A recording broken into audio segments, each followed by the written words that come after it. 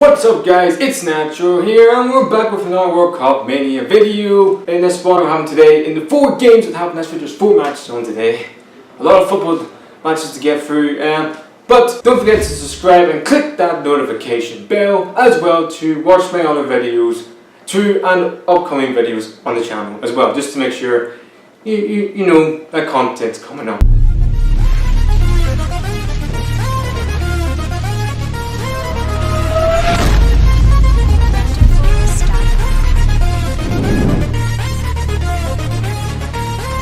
But we're going to start off with France versus Australia.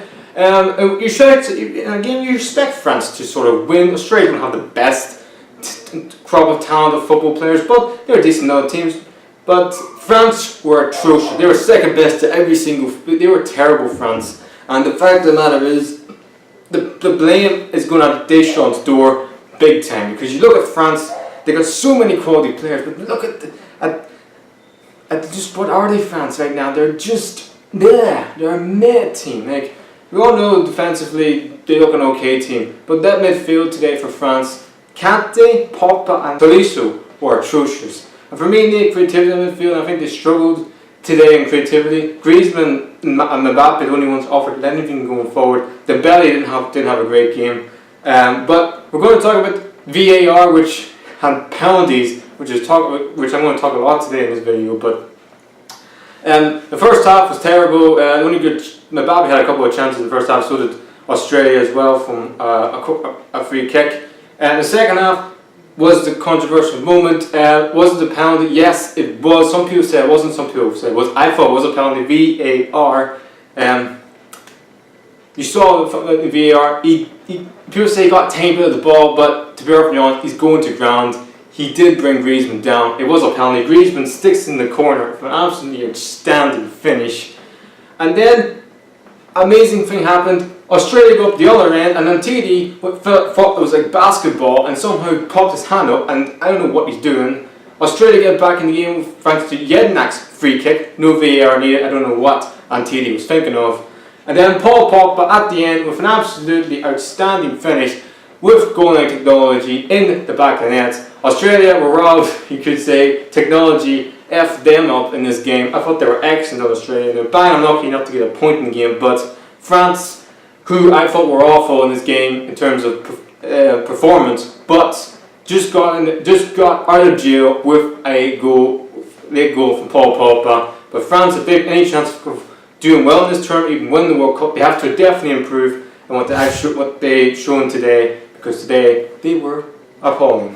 Australia, bang unlucky not to get a point. Then we on to Argentina against Iceland in sort of Iceland's first ever game at the World Cup. Argentina with Messi. This is not a great Argentinian team. Defensively, they are one of the worst in the World Cup. Maybe one of the worst Argentinian teams I have ever seen. Even with Lionel Messi, who got them into the World Cup with his hat-trick against Ecuador. It's just not a good team. Messi today, he had so many opportunities, just didn't have it.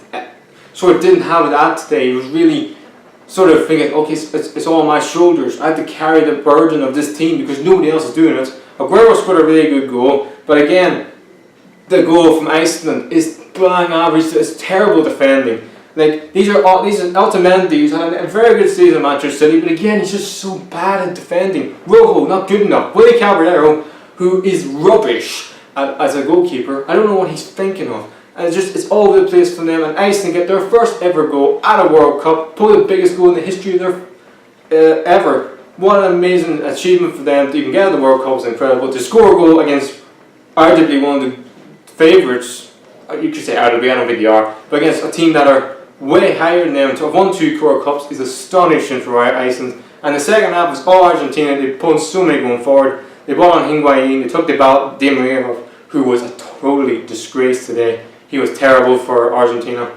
But get credit to strategy. Iceland defended absolutely amazing for the whole game. They were like brothers in arms, not going past. We got we've got like a wall. It looked like it had a player, 8 defenders trying to get through. Messi was trying everything to get in the game. Also, Messi missed a penalty. Yeah, this game had everything. Messi missed a penalty in the second half, which was a penalty. Just wow. Ronaldo actually scored a hat-trick. Messi missed a penalty today. He also had all the other chances for free kicks and goals from outside the box as well. He could have scored, but the game at the end, Argentina could have had another penalty. If VAR actually saw it, it would have been our penalty. Would have Messi even took it? We don't know. But Argentina, a draw for me is not good for them. But overall, you could say a draw probably was a fair result. Argentina just did not have ruthlessness in that team. Apart from Messi, they were awful, Argentina. And if they have any chance of winning this World Cup, they have to start praying more, because they were bloody. There's just no word. They're all over the place. They're all crushed. Their players didn't know what to really do. As for Iceland, huge congratulations to them getting their first ever goal and their first ever point in the World Cup. Congratulations, Iceland. You may have a chance of actually getting out of the group. The third game is Denmark played Peru, and Denmark win this game by 1 goal thanks to Poulsen's goal. But at the end, at the start of the game, Peru, you could say, were favourites. They played some really nice football. They missed a penalty with VAR yet again in the spotlight. It was a penalty. It was the right decision from the referee, and the penalty was atrocious. Nowhere near on target. Nowhere even near target actually.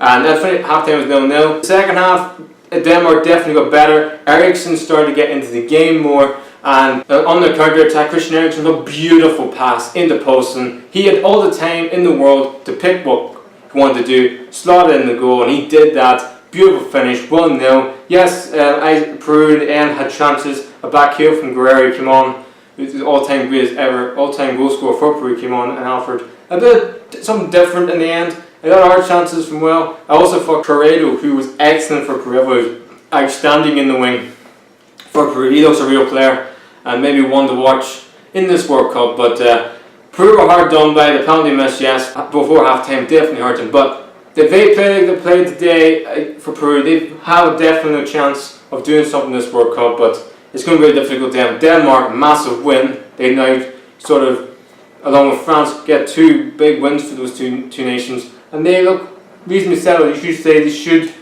qualify, France and Denmark, but those two meet in a couple of days' time, so we'll see what they're made of. Peru and Australia will be definitely hard done by of not getting a point in those games. And the last game was Croatia versus Nigeria. This game had all potential. Everybody thought it was going to be a really good game, and it offered nothing. Croatia were the best team, but Nigeria were atrocious. There were a bunch of individuals trying to work as a team. It just didn't work. Croatia were more of a team, but in the first half just adding any quality. Kramaric had a couple of chances. And then the goal was from a brilliant ball from Luka Modric. Mandzukic with a header. We thought Mandzukic scored ahead of Kramaric. That was an own goal. Then the second half, you thought Nigeria offered a bit more in the second half. Offered more than the first half. They were worse in the second half than they were in the first half. And Croatia saw that and exploited that. And then Modric, with a penalty, was the right decision, was the right call. I don't know what from a corner. I don't know what the Nigerian defender is doing over Mandzukic. It was the right decision. Modric, who did something Messi couldn't do, and also the Peru player couldn't do, and scored a really good penalty. There's all his games been all about penalties and VAR today. It's been incredible. He scored a good penalty, Modric.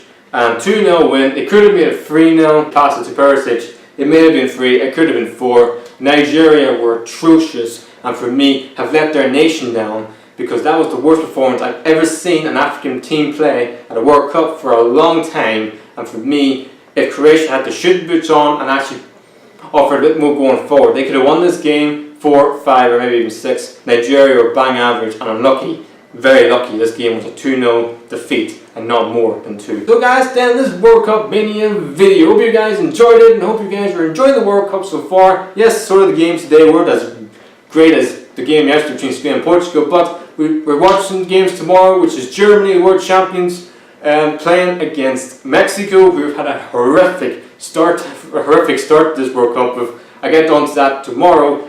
The favourites Brazil kicked their World Cup off against Switzerland, and also Serbia play Costa Rica. The surprise package the last World Cup, so I'm really intrigued to see what those two teams can do in this World Cup. So be on the watch out for that, and I hope you guys are enjoying and having a smashing fucking day. Please like, subscribe, the natural. We'll see you later.